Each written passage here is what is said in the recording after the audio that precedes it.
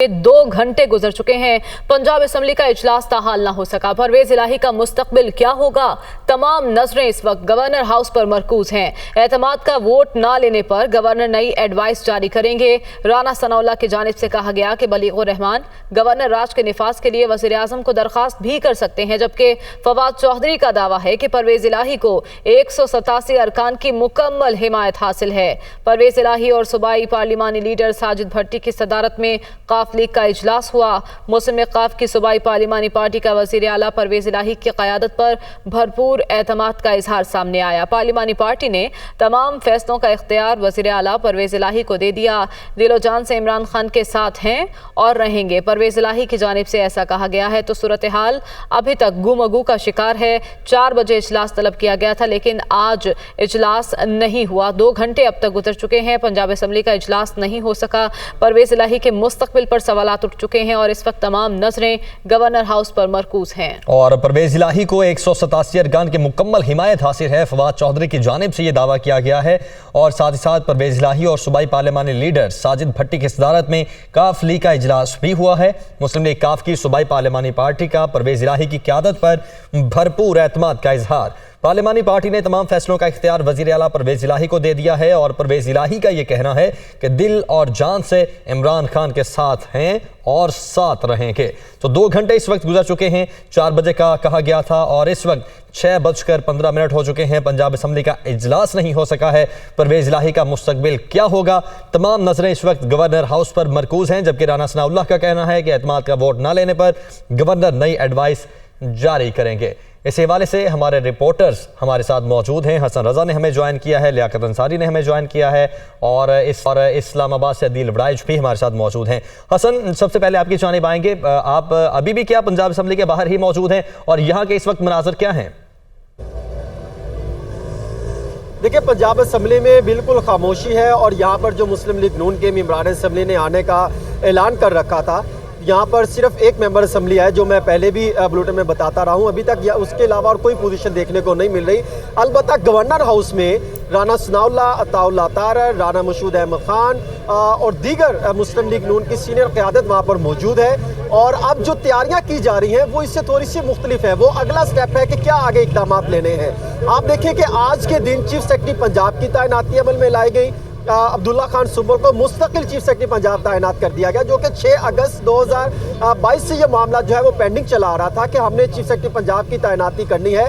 वो उन्होंने उस वक्त से कहा था कि मैं पंजाब में काम नहीं करना चाहता और मामला जो है वो इल्तवा का शिकार था।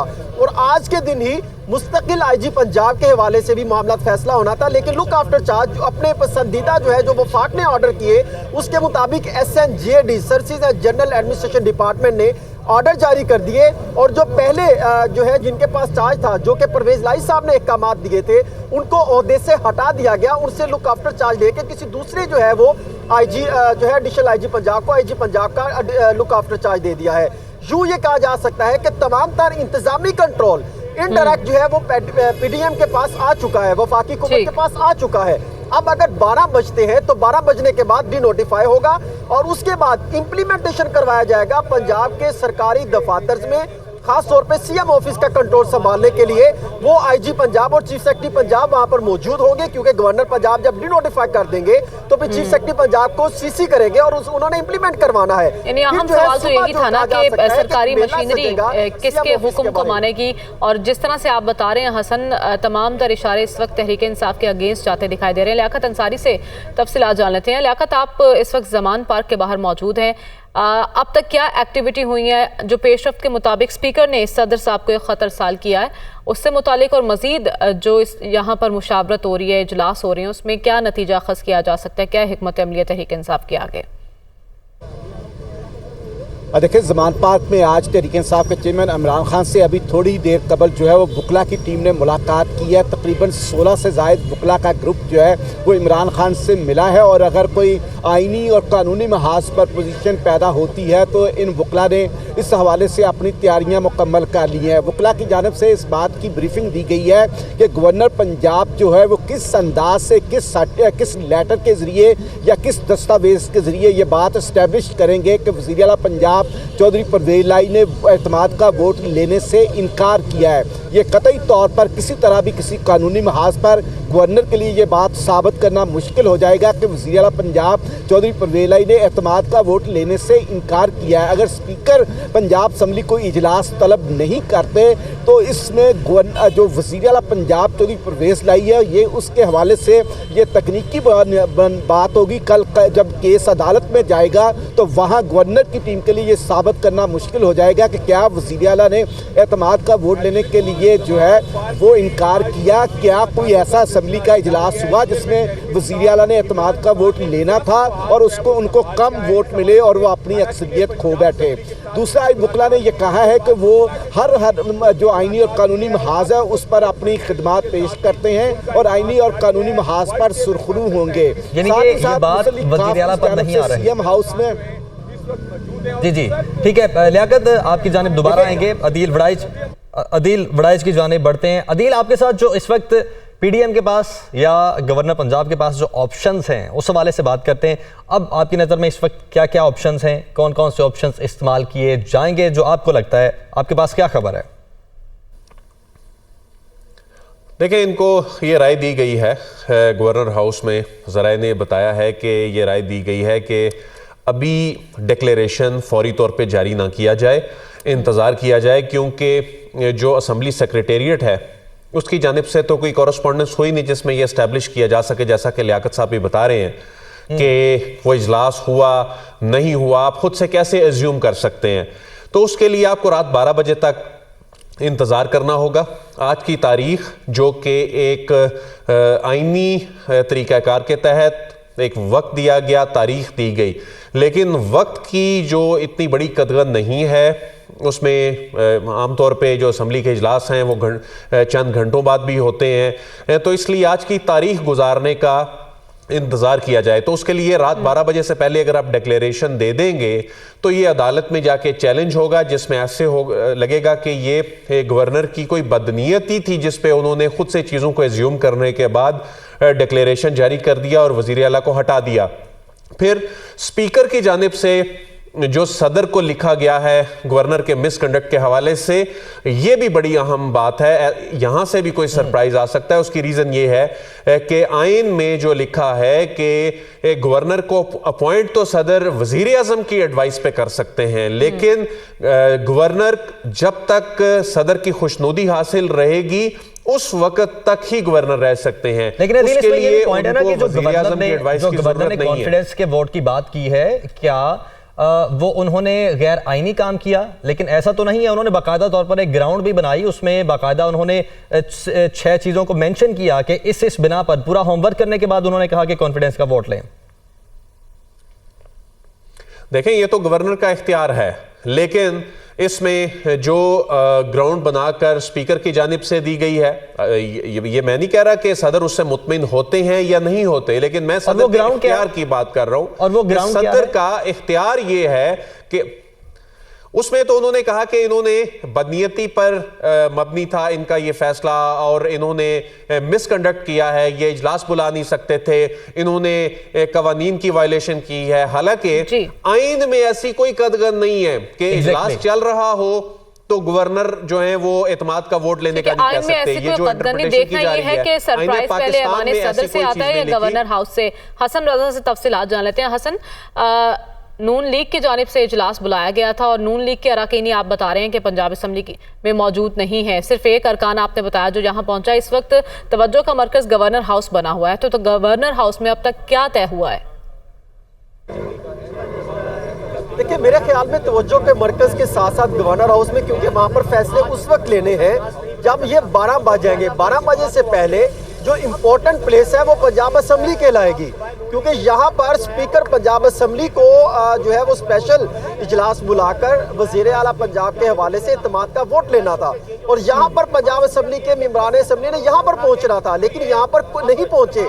इससे ये जाहिर होता है कि जो पीडीएम जमाते हैं वो सिर्फ प्रेशर डेवलप करने के लिए जो है वो कागजी या गवर्नर पंजाब का सहारा जरूर उन्होंने लिया है और कागजी कार्रवाई का सहारा जरूर लिया है, लेकिन अमली तौर पर ये इम्प्लीमेंट करने में नाकाम दिखाई देते हैं। क्योंकि अगर दूसरी बात ये कहा जा सकता है कि इत्तेमाद का वोट लेना था तो यहाँ पर चौधरी परवेज इलाही साहब को भी आना चाहिए था, लेकिन अगर वो इजलास तलब करते स्पीकर, उनकी जानिब से इजलास तलब नहीं किया गया।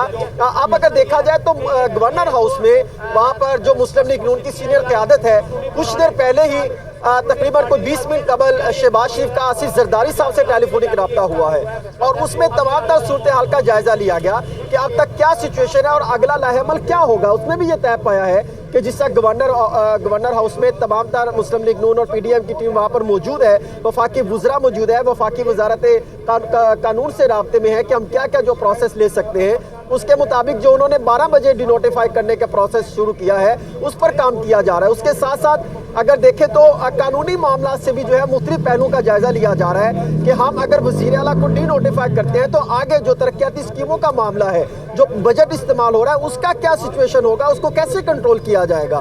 दूसरा, एडमिनिस्ट्रेशन जो मामला था, एडमिनिस्ट्रेटिव के हवाले से तकर्रुर तबादले हैं, वो भी जो है मामला ज़ेर गौर है कि किन अफसरान के तकर्रुर तबादले किए जा सकते हैं और क्या governor by the order of governor Punjab, पहले भी SNGAD की तरफ से जो लेटर होते हैं मेंशन किया जाता है, तो क्या गवर्नर पंजाब रात गए कोई ऑर्डर भी कर सकते हैं, उसकी भी तैयारियां की जा रही है। देखिए मुख्तलिफ एंगल से जो है वो देखा जा रहा है, मुख्तलिफ ऑप्शंस पर इस वक्त गौर किया जा रहा है। लेकिन ऐसे में हमने सुना है लियाकत अंसारी साहब, खबर ये सामने आई थी कि कुछ खवातीन अरकान ने शिकायत की है खान साहब को कि उन्हें ऑफर हुई है पैसों की और ऐसी जगह मुंतकिल करने का भी कहा गया है। तो हमने ये भी सुना कि इजलास में मुनीस इलाही साहब की भी तारीफ हुई है, तो इससे मुतालिक थोड़ा अपडेट कीजिए, कौन ऑफर्स कर रहा है, ये खबर सामने आई है कुछ? देखिए, जो आज ख़वातीन अरकान असम्बली PTI की उनका जो इजलास हुआ था उसमें बुनियादी तौर पर पीपल्स पार्टी पर यह इल्ज़ाम आयद किया गया है कि आसिफ अली जरदारी और शर्जील मेमल इनके मुबैना फ्रंटमैन जो हैं वो ऑफर्स कर रहे हैं। ये इल्ज़ाम आयद किया गया कि आप जो है वो इजलास के हवाले से ठीक लियाकत, इस पर भी आपसे मजीद अपडेट्स लेंगे इसी बात पर, लेकिन साथ ही एक और भी खबर हम तक पहुंच रही है कि वज़ीर आला जो परवेज इलाही हैं उनकी जानिब से कल कैबिनेट का एक इजलास बुलाया गया है, उस पर क्या अपडेट्स हैं आपके पास? जी बिल्कुल, वज़ीर आला पंजाब चौधरी परवेज इलाही ने काबीना का इजलास कल तलब कर लिया है जिसमें अहम फैसलों की मंजूरी दी जाएगी। ये इस बात की अलामत है कि वज़ीर आला पंजाब चौधरी परवेज इलाही अपना जो काम है हुकूमती अमूर सर अंजाम देने का वो बिला खौफ ख़तर जारी रखे हुए हैं। आज भी उन्होंने ऐवान वज़ीर आला में 3 इजलासों की सदारत की है जिसमें उन्होंने सबसे बड़ा अहम फैसला किया लाहौर के मास्टर प्लान के हवाले से LDA की गवर्निंग बॉडी के इजलास की सदारत की। इसी तरह मुख्तलिफ दीगर इजलास लिए, फिर उन्होंने काफ लीग की पार्लिमानी पार्टी के इजलास में शिरकत की और अब कल पंजाब काबीना का इजलास भी वज़ीर आला पंजाब की जानिब से तलब कर लिया गया, जिसका ये वाज़ेह तौर पर एक पैगाम है कि वो समझते हैं कि वो कल भी वज़ीर आला पंजाब ही होंगे और वो कल भी जो है वो बतौर वज़ीर आला पंजाब अपने जो है फ़राइज़ सर अंजाम देंगे। थोड़ी देर में इस कैबिनेट इजलास का एजेंडा जारी कर दिया जाएगा और वज़रा को भी इसकी इतला कर दी जाएगी। थोड़ी देर में इस कैबिनेट इजलास का एजेंडा जारी कर दिया जाएगा। देखना यह है कि रात 12 बजे के बाद सिचुएशन क्या होती है। लियाकत अंसारी, हसन रज़ा, आदिल वड़ाइच हमारे साथ मौजूद हैं। वक्तन फ़वक्तन हम इनसे अपडेट्स लेते रहेंगे। अभी हमें आगे बढ़ते हुए अपने नाज़रीन को एक अहम खबर देनी है। साबिक सदर आसिफ अली जरदारी ने चौधरी परवेज इलाही को हटाने के बाद पीपल्स पार्टी के उम्मीदवार को वज़ीर आला पंजाब बनाने से माजरत कर ली है। साबिक सदर आसिफ अली जरदारी का कहना है कि हमजा शहबाज उनके लिए बिलावल भुट्टो जरदारी से कम नहीं, उनके लिए हमजा शहबाज और बिलावल भुट्टो जरदारी में कोई फ़र्क नहीं है। PMLN की तादाद ज़्यादा है, पंजाब में वज़ारत आला नून लीग का हक है।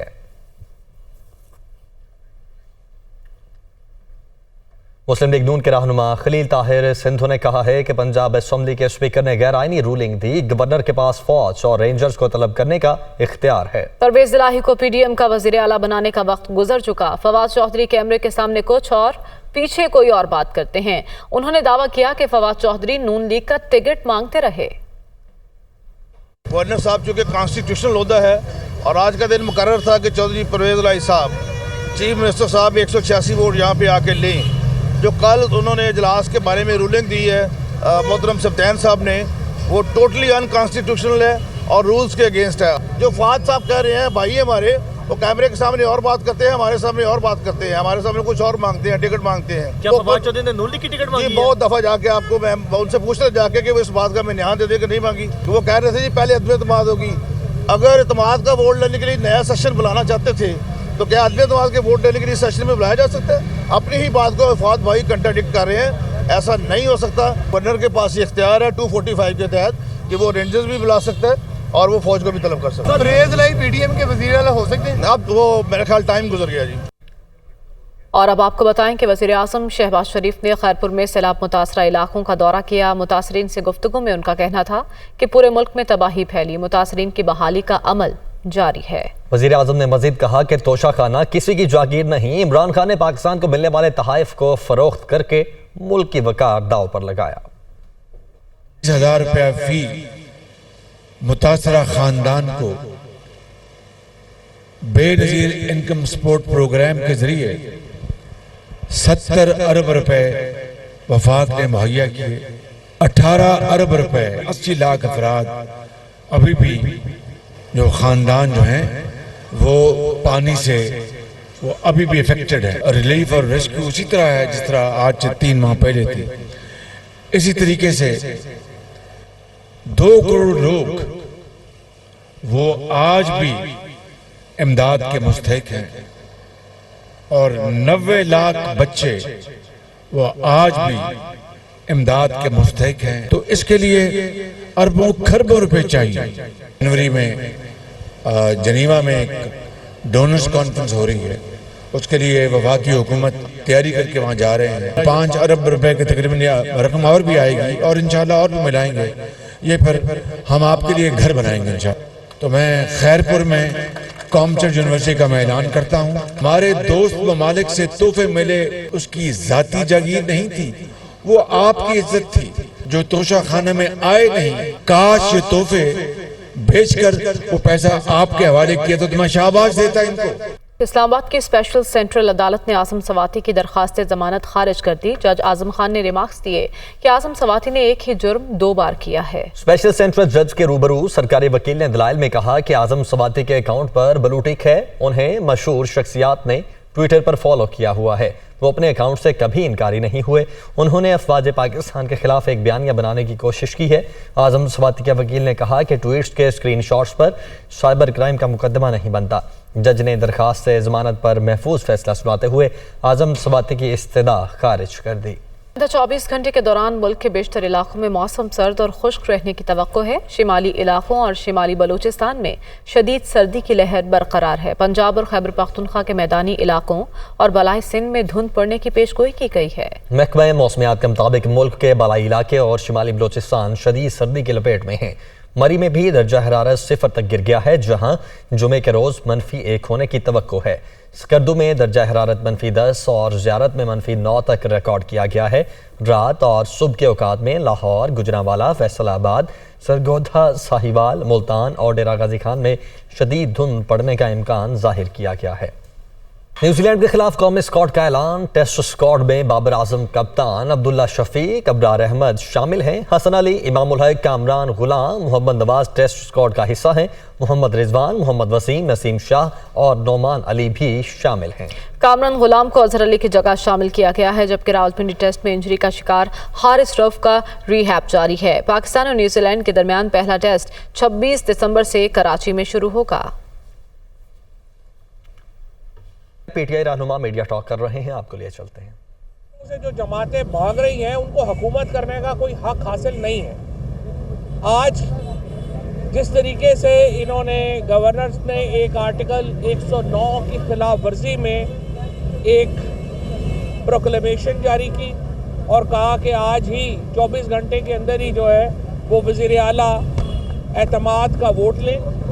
स्पीकर साहब ने उसको बिल्कुल सही तौर के ऊपर इंटरप्रेट किया और उन्होंने जो ये प्रोक्लेमेशन था गवर्नर का उसको अनकॉन्स्टिट्यूशनल डिक्लेयर किया और कहा कि ये वायलेटिव है आर्टिकल 109 के और मंजूर वट्टू केस के, जो कि एक लाहौर हाई कोर्ट का फुल बेंच डिसीजन है।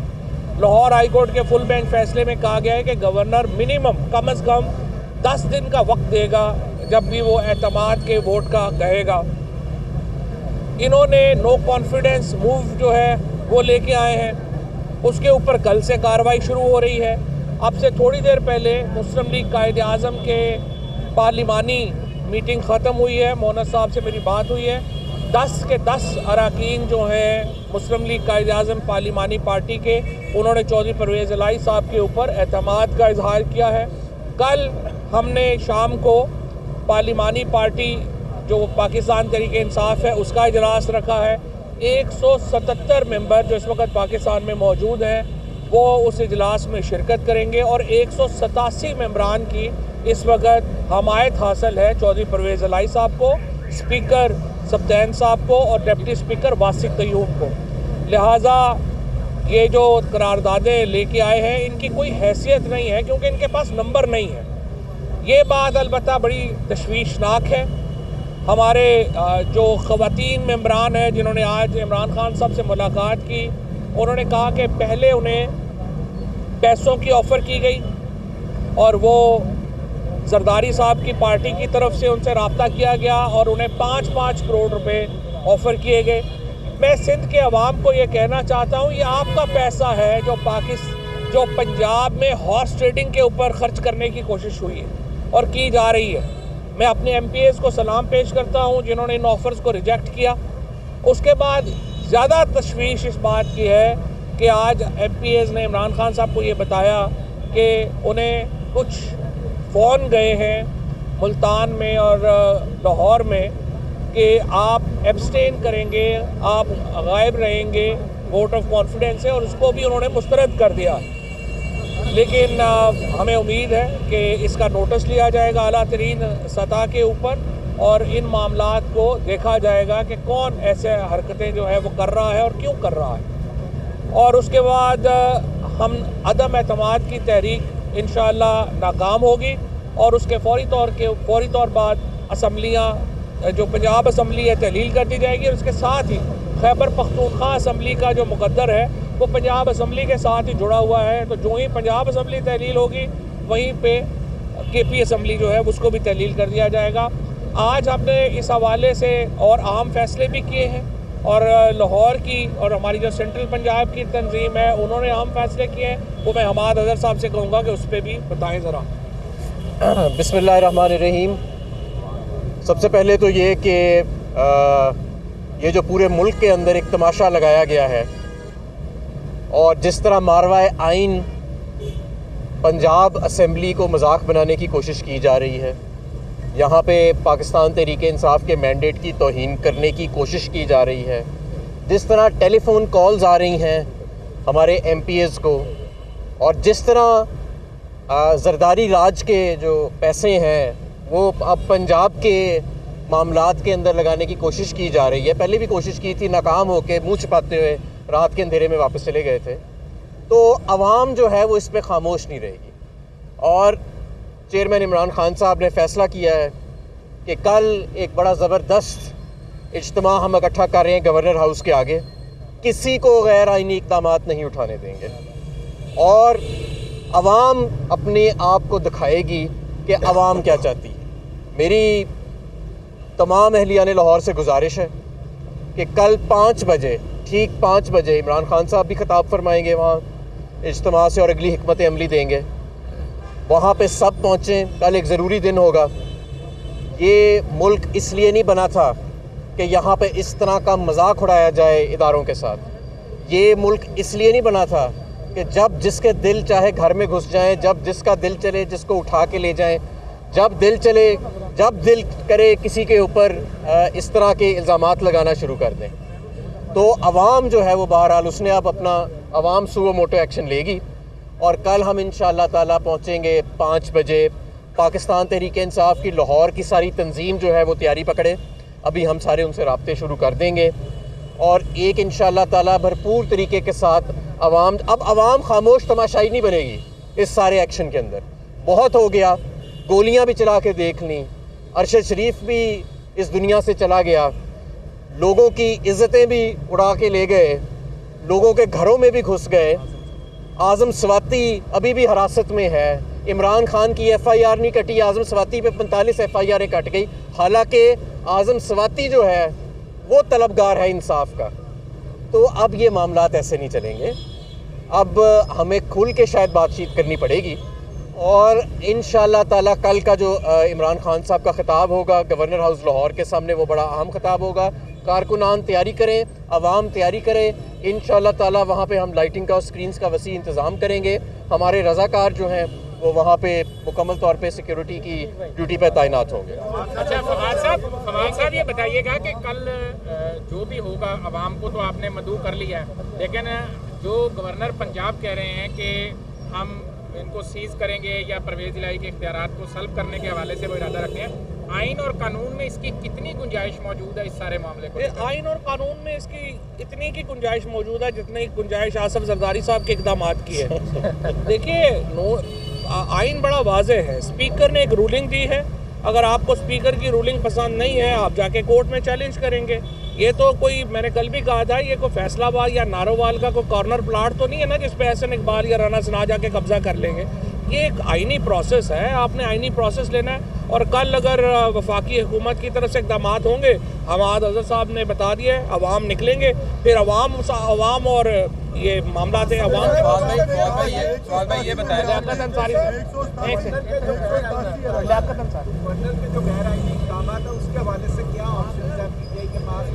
ये आपको कल बताएंगे ना हम आ जाएंगे। और वैसे स्पीकर साहब ने ख़त लिखा है, मैं जहाँ तक मैं देख रहा था, अगर स्पीकर साहब ने सदर साहब को ख़त लिखा तो उनका मिसकंडक्ट के ऊपर कार्रवाई भी शुरू हो सकती है गवर्नर के खिलाफ, गवर्नर को हटाया भी जा सकता है, और अगर गवर्नर ने ये हद क्रॉस की तो उन पर आर्टिकल 6 का केस भी हो सकता है। और ये अब देखा जाएगा कि आइन ने जो हदूद मुकर्रर की हैं हर इदारे के लिए भी और गवर्नर के लिए भी और वफाक के लिए भी, उनको जो क्रॉस करेगा उसके ऊपर फिर अब आर्टिकल 6 लगेगा।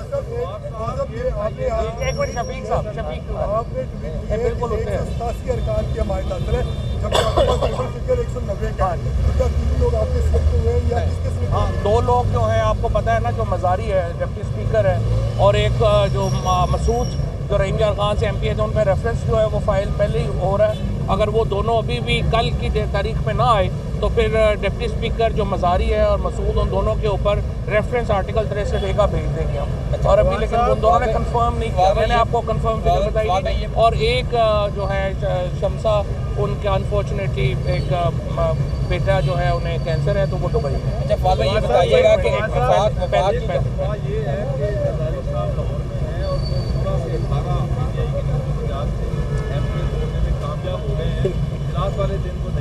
ठीक है, मुझे पहली बात ये बताइए कि बंदे तो उन्होंने पूरे करने हैं ना, नो कॉन्फिडेंस के ऊपर, हमने तो नहीं करने। अगर नहीं आएंगे तो नहीं आएंगे। दूसरी बात ये है, देखिए ये बड़ी शर्म की बात है जब हम ये बात करते हैं कि जरदारी साहब यहाँ पे हैं, उन्होंने 16-18 बंदे तोड़ लिए हैं। इसके ऊपर तो शर्म से डूब मरना चाहिए जरदारी साहब को भी, उनकी पार्टी को भी, कि ये सारे सिंध का पैसा 5-5 करोड़ रुपया ये आसफ हमारा नासिर शाह और शर्जील मेमन भर के आ जाएं यहाँ पे और लोगों में पैसे बांटना शुरू कर दें। वो बेशर्मी की भी इंतहा होती है। मैं तो हुकूमत पंजाब से ये दरख्वास्त करूँगा कि आसफ जरदारी और इनके ये जो क्रोनीज हैं, इनको पंजाब दाखिले पे पाबंदी लगाएं। अच्छा एक और मैं आपको ये खबर भी दे दूँ कि 2 दिन पहले मुस्लिम लीग न्यून के एक सीनियर रहनुमा खुद ही बता दें कि उन्होंने किस शख्स के पैर पकड़े थे कि हमें वोट से बचाओ।